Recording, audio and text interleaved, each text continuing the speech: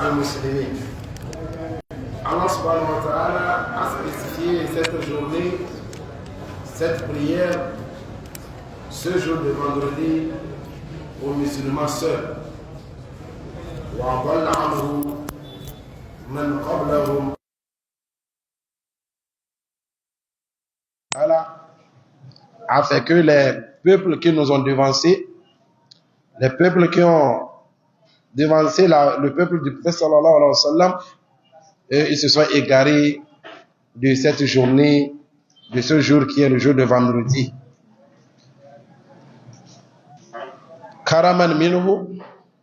Donc Allah subhanahu wa ta'ala nous a guidés vers cette journée par sa générosité, wa fadlan, et par sa grâce ala hadhihi al-umma, sur cette communauté du prophète sallallahu alayhi wa sallam.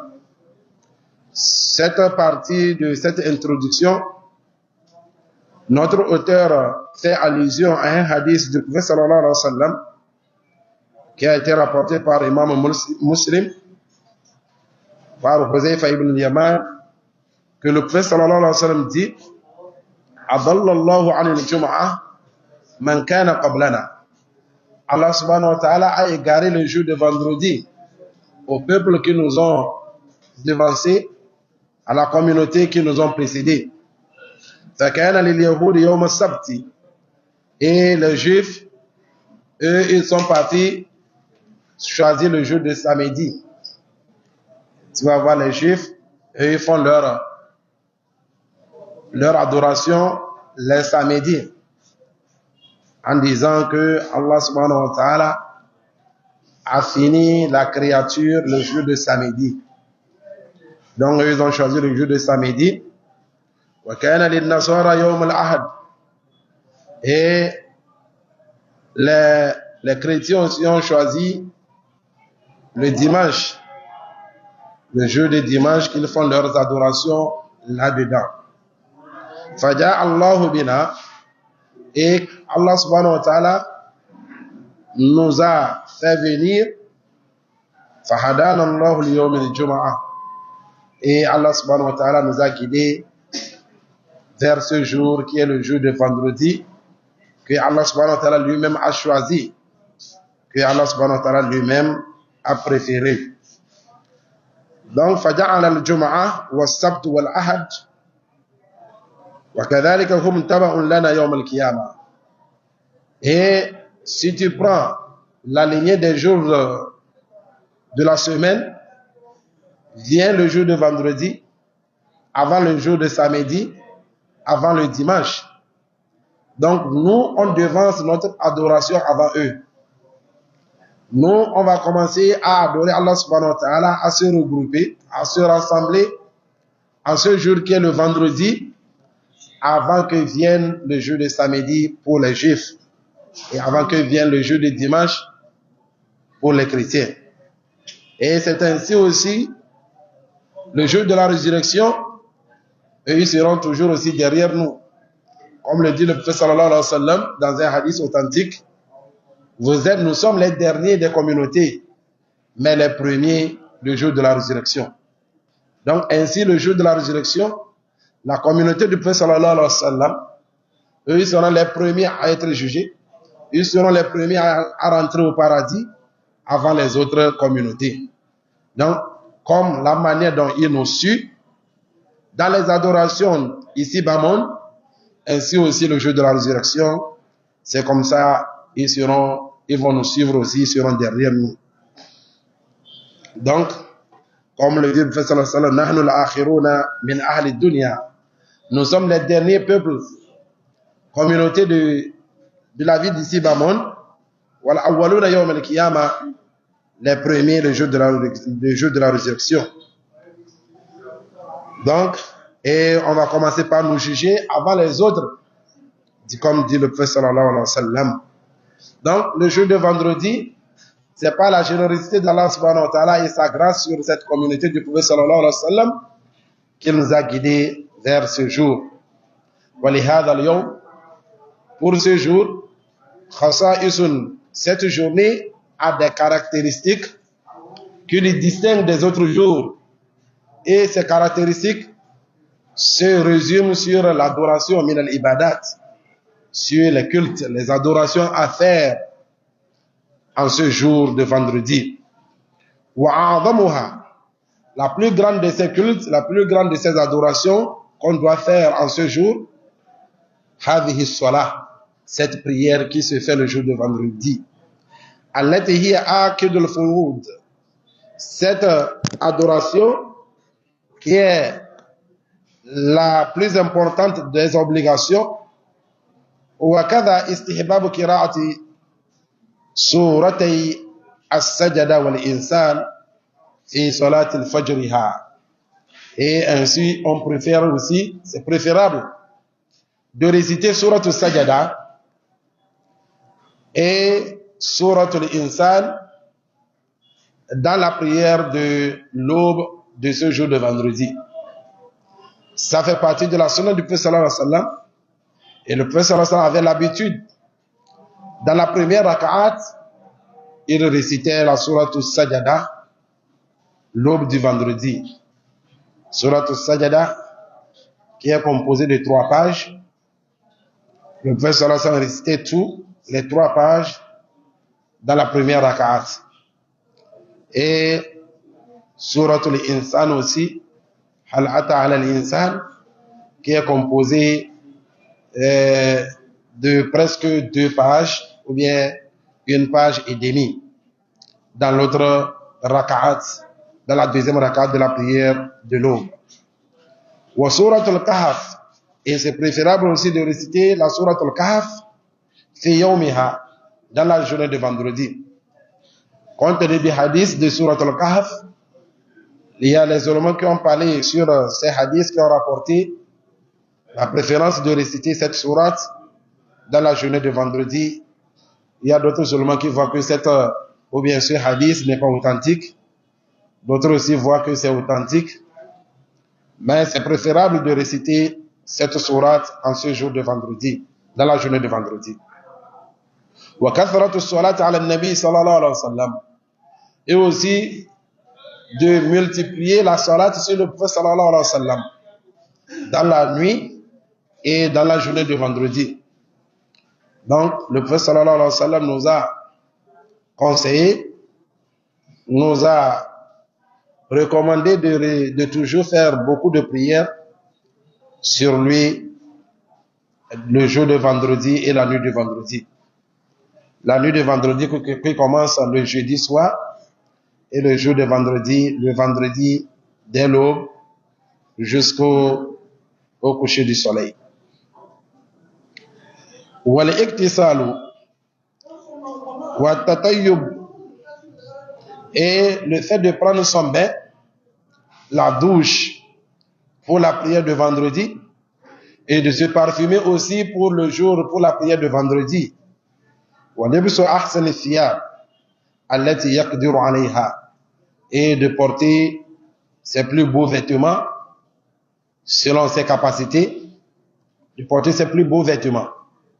C'est pas bien, toi le musulman, ce que tu as l'habitude de porter tous les 6 jours, tu reportes les mêmes habits, les habits de travail, tu viens à la prière de vendredi avec. Jusqu'à même le Prophète sallallahu alayhi wa sallam dans d'autres hadiths a conseillé de choisir au moins 1 ou bien 2 vêtements spécialement pour le vendredi. Il faut que tu distingues ton habillement du vendredi et celle des autres jours. C'est très important parce que ce n'est pas un jour comme les autres. C'est comme si c'est une fête pour les musulmans ce jour de vendredi.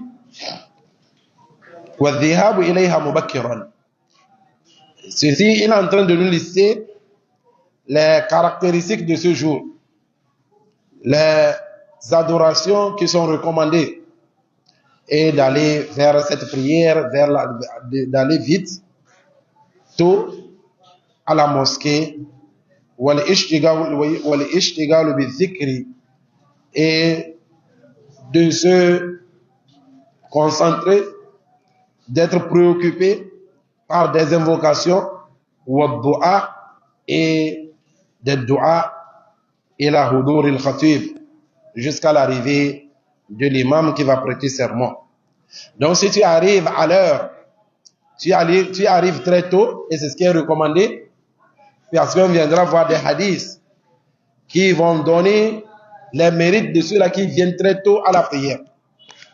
Ceux-là qui viennent à la première heure, ce qu'ils auront comme mérite, comme récompense, ceux-là qui vont venir à la deuxième heure, ainsi de suite, jusqu'à celui-là qui aura la récompense, comme s'il avait donné la sadaqa d'un œuf.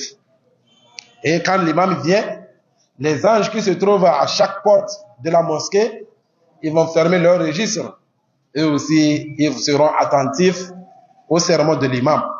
Donc tous ceux-là qui vont venir après l'arrivée de l'imam, ils n'auront pas ces mérites qui seront venus dans ces hadiths que nous allons voir par après. Donc, on préfère que tu viennes vite à la mosquée, et quand tu viens, c'est pas de tenir ton portable, faufiler dans les pages et autres. Non, c'est qu'on veut de toi. Il faut faire les salat sur le prophète sallallahu alayhi wa sallam, faire beaucoup d'invocations, faire beaucoup de prières, faire beaucoup de nawafil, ainsi de suite. Tout ce que tu peux comme adoration.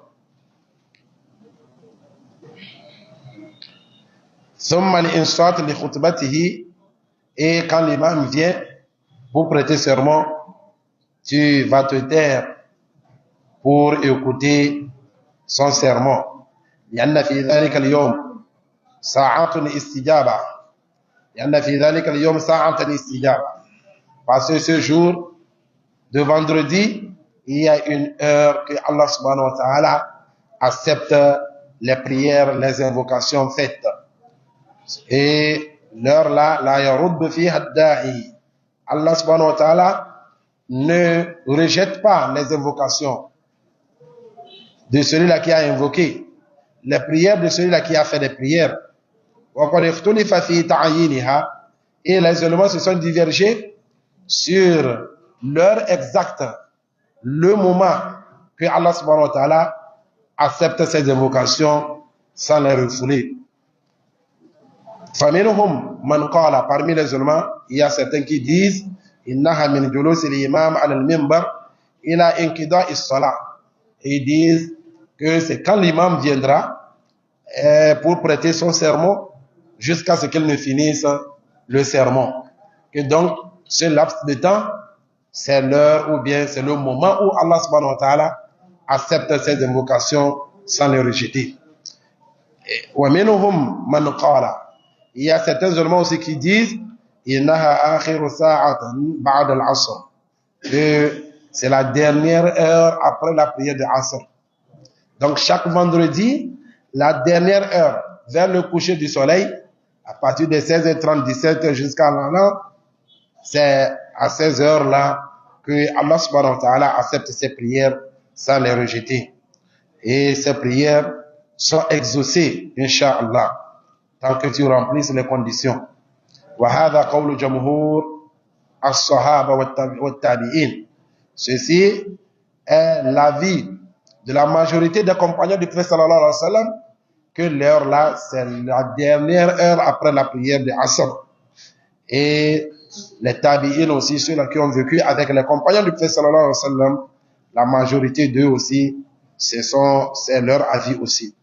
واختاره Imam Ahmed, et c'est l'avis aussi choisi par l'imam Ahmed, imam Ahl Sunnah wal Jama'ah, كما أن للصلاة فيها خصائص لا توجد في غيرها من الاجتماع. Cette prière aussi a quelque chose de spécial qu'on ne trouve pas dans les autres prières. Les autres prières quotidiennes, la prière de Zuhr, Asr, Fajr et autres, ces prières n'ont pas ces choses spéciales que la prière de vendredi a, telles que le regroupement. La manière dont nous nous regroupons, nous nous rassemblons pour accomplir cette prière.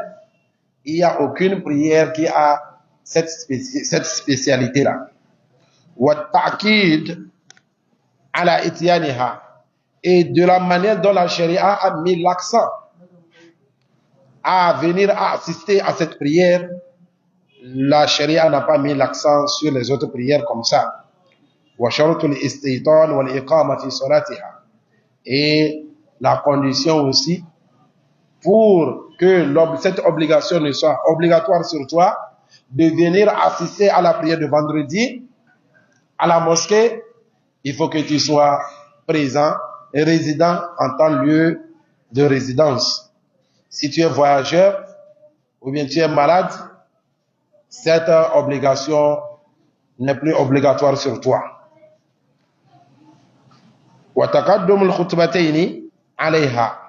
Et ça fait partie des conditions aussi. Il faut que l'imam prête 2 sermons. Il faut qu'il prête 2 sermons.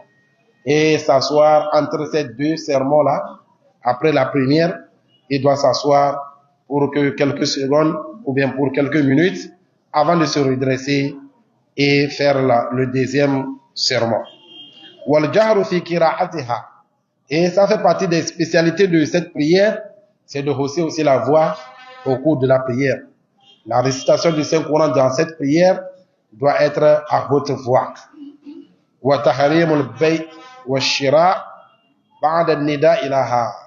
Et aussi l'interdiction d'acheter et de vendre après l'appel pour cette prière. C'est interdit de faire des transactions commerciales, de vendre et d'acheter. Ce que nous ignorons de nos jours, surtout dans notre zone ici, qui est un lieu, une zone de commerce. Bon nombre de nos frères, ils attendent seulement quand l'imam va commencer par faire des invocations, quand les gens disent Amin, Amin, c'est en ce moment tout le monde quitte de son boutique en foule et viennent se mettre en rang. Et toutes les transactions qu'ils font, dès qu'on fait la deuxième appel, ce sont des transactions interdites. C'est comme si ça n'a pas eu lieu. C'est annulé. Vis-à-vis de la charia.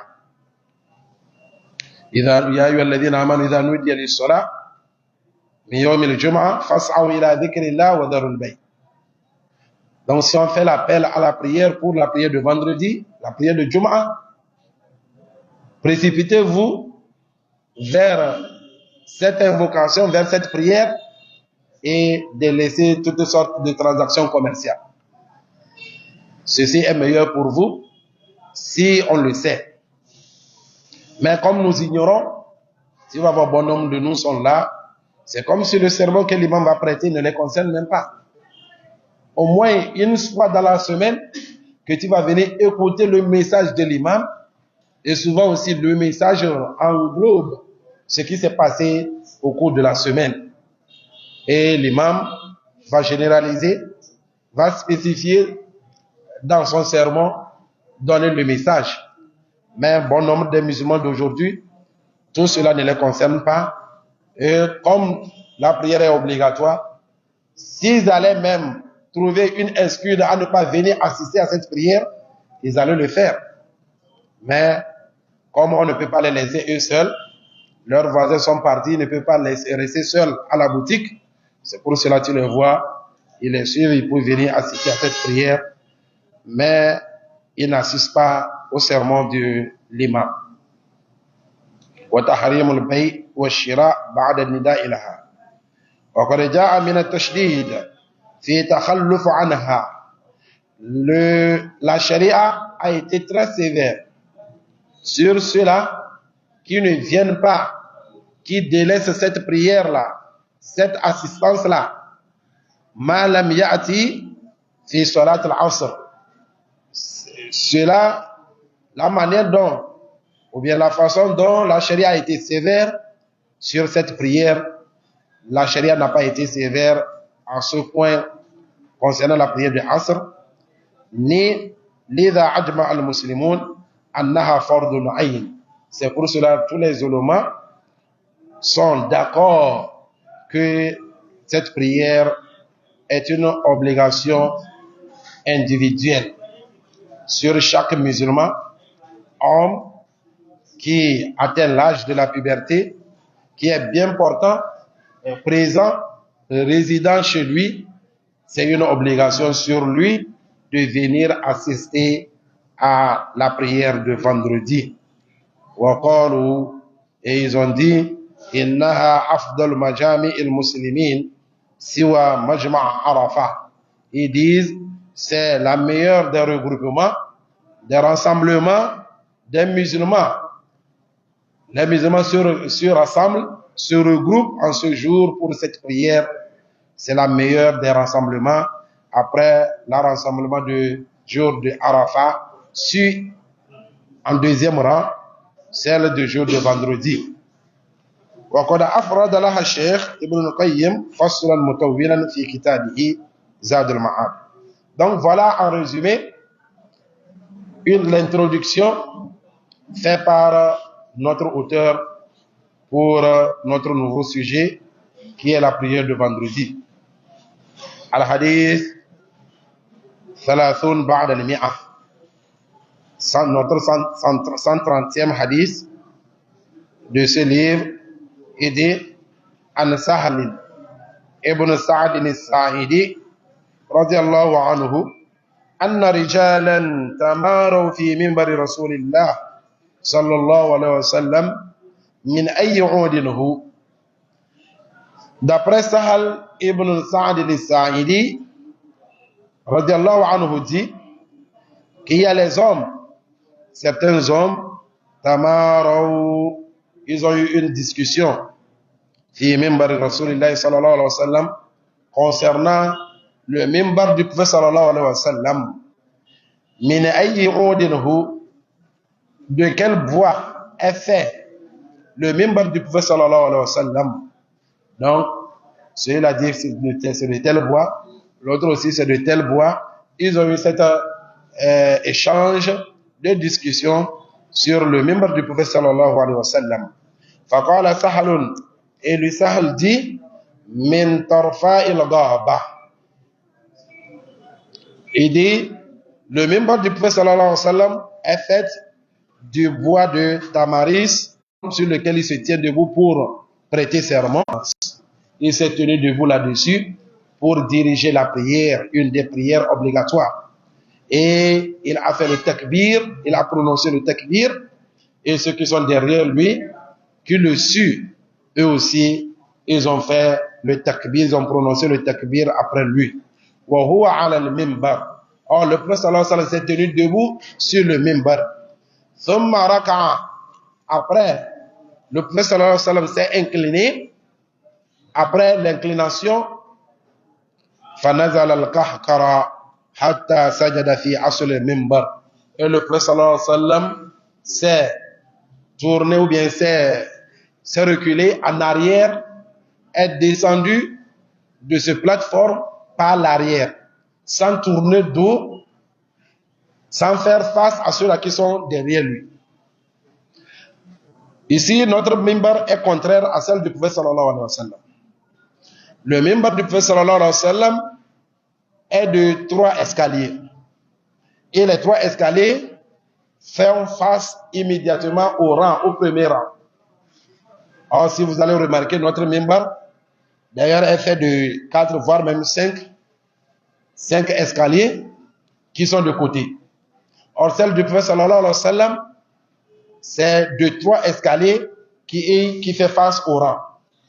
Donc, quand il est monté sur ça, il a prononcé le takbir, récité la Fatiha et la Sourate, et après cela, il est descendu, il a fait marche arrière, sans tourner dos, sans faire face à ceux-là qui sont derrière, et sans tourner dos aussi à la direction. Quand il a descendu, maintenant il s'est prosterné en bas, sous le mimbar. Summa ada, quand il a fait les 2 prosternations et il s'est redressé, il est remonté encore sur le mimbar.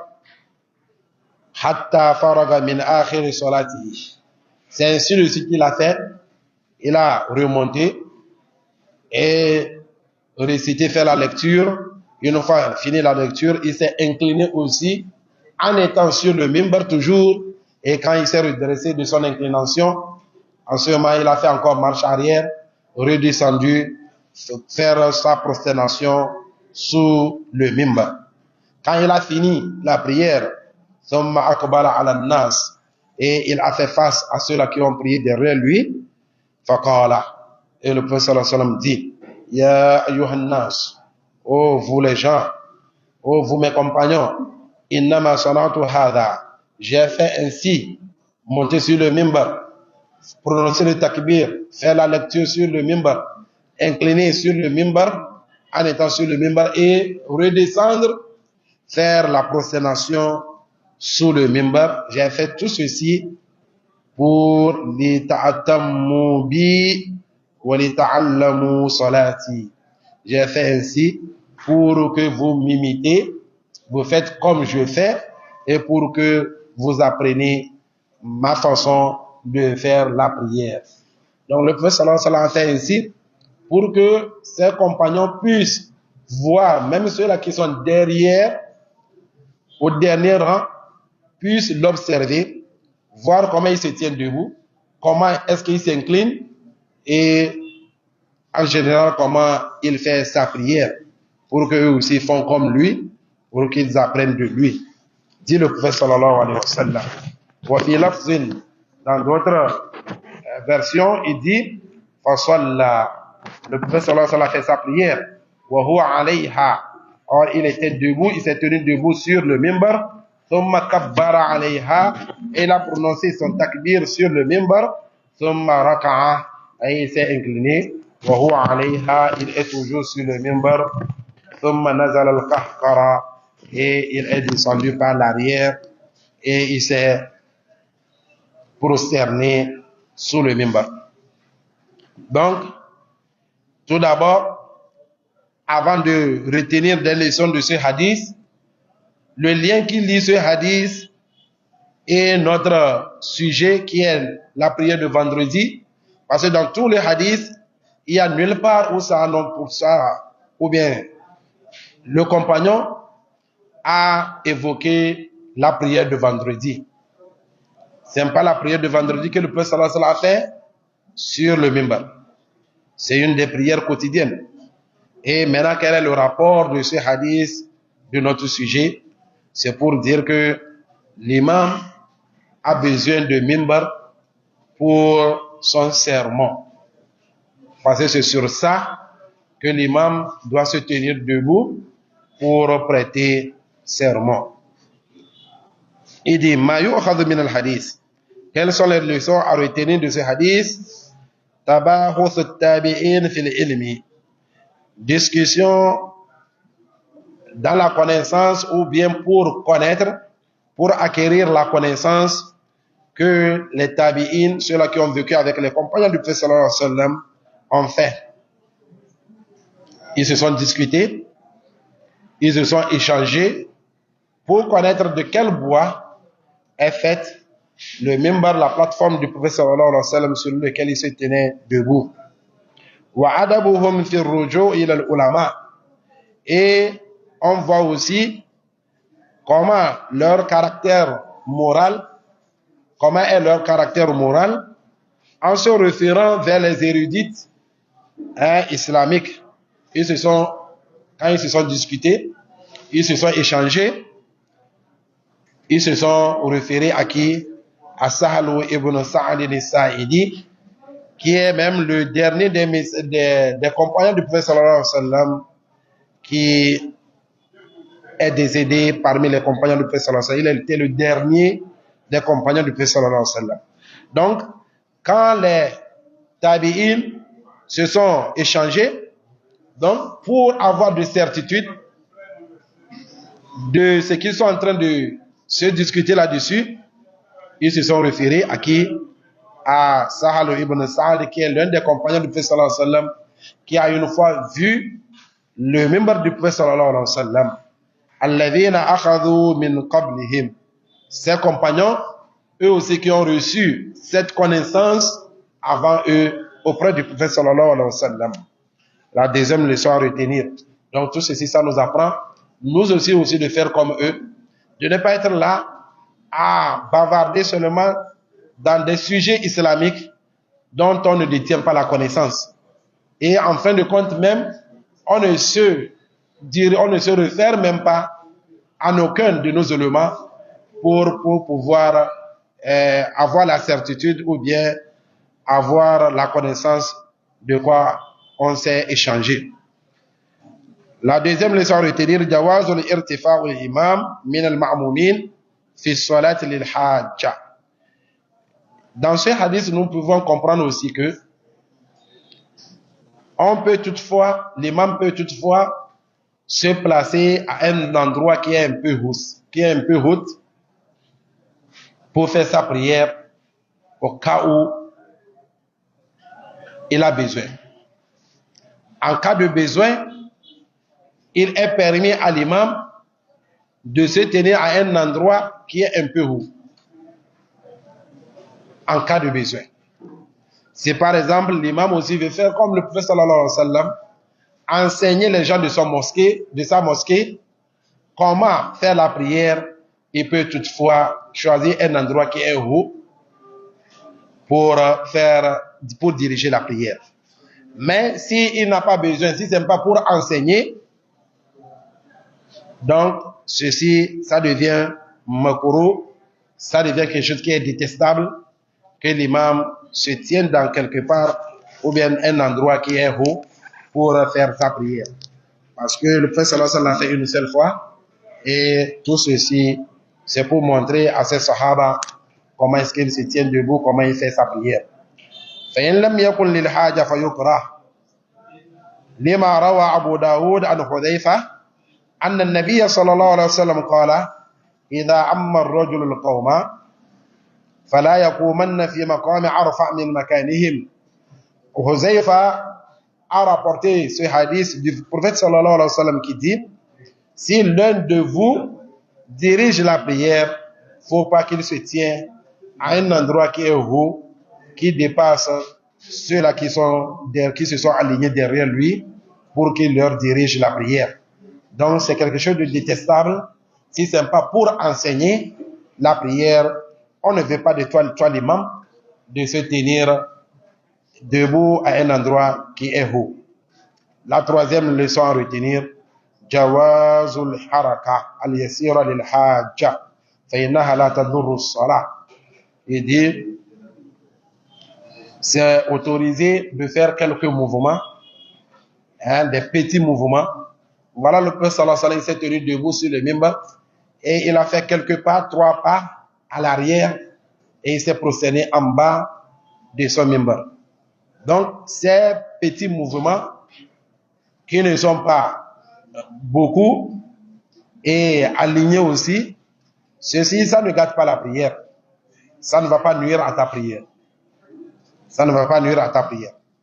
Comme on viendra aussi voir, le prophète sallallahu alayhi wa sallam, souvent il prie et quand Aïcha cogne à la porte, il fait 2-3 pas, il ouvre la porte, il revient aussi par l'arrière et il se tient debout là où il était pour continuer sa prière. La quatrième leçon à retenir, l'obligation de suivre le prophète sallallahu alayhi wa sallam, de faire comme le prophète sallallahu alayhi wa sallam, wa anna af'alahu min sunnati allati tuttaba, que les actes du prophète sallallahu alayhi wa sallam font partie de ces sunnah. Ça fait partie du sunnah du prophète sallallahu alayhi wa sallam qu'il faut qu'on imite, qu'il faut qu'on copie. Wa yuhafazu alayha, qu'il faut qu'on protège ces sunnahs-là pour les appliquer. Khamisan, la cinquième leçon à retenir, wa fi husnu ta'limihi sallallahu alayhi wa sallam. Dans ce hadith, on voit comment le prophète sallallahu alayhi wa sallam a un bon enseignement, comment le prophète sallallahu alayhi wa sallam enseigne bien ses compagnons. فإنه جمع بين القول والفعل, parce que le prophète sallallahu alayhi wa sallam a accumulé entre la parole et l'acte. Il ne les a pas enseigné seulement la prière dans la parole, mais en plus de la parole, il a aussi suivi de l'acte quand il s'est tenu debout pour leur montrer comment est-ce qu'il fait sa prière. Alladhi yusawwaru lahum bihi haqa'iqul ashya, et l'acte qui va les dessiner un peu comment il fait sa prière. Sadisan, la sixième et dernière leçon retenue de ce hadith, fihi dalilun ala jawaz iqamati as-salat li ajali at-ta'lim. Dans ce hadith, nous pouvons comprendre, nous pouvons tenir comme argument le fait de venir seulement faire la prière pour seulement enseigner. Tu viens, c'est pas l'heure de la prière. Tu viens seulement, tu dis Allahu Akbar, tu fais comme on le fait dans la prière, tu fais une prière complète seulement pour enseigner ceux-là qui sont avec toi. C'est comme ça les compagnons, après le prophète sallallahu alayhi wa sallam faisait, ils se dirigeaient de mosquée en mosquée, ils regroupaient les gens pour leur enseigner la prière, même si ce n'est pas l'heure des prières. Donc on les regroupe comme ça, on fait Allahu Akbar, on leur montre comment soulever les mains, comment ces doigts doivent être droits, joints les uns des autres, et où est-ce que il va, la position de ses mains, au niveau de ses épaules ou bien au niveau de ses oreilles, et tous ces doigts vont faire face à la Qibla, ainsi de suite jusqu'à la fin de la prière. Même si ce n'est pas aux heures de prière, dans ce hadith, nous pouvons retenir cet argument et aussi appliquer aussi, regrouper les gens pour leur enseigner la prière. وأنه لا ينافي الإخلاص والخشوع. Et ceci aussi, ça ne contredit pas la sincérité et la concentration, la tranquillité de la prière. Même si tu veux faire nafila, tu dis, venez, soyez attentifs, observez très bien la manière dont je fais la prière pour vous enseigner. Et puis tu fais Allahu Akbar avec l'intention de faire un nafila, une prière surrogatoire. Ceci, on ne va pas dire que tu as fait ce qu'on appelle un ajout d'une adoration sur une autre adoration. Donc, c'est la fin de notre premier hadith. Et Inch'Allah, je pense que nous allons nous arrêter ici pour aujourd'hui et continuer prochainement. Qu'Allah subhanahu wa ta'ala nous assiste, nous augmente la compréhension de la religion, nous facilite aussi la pratique de ce que nous apprenons.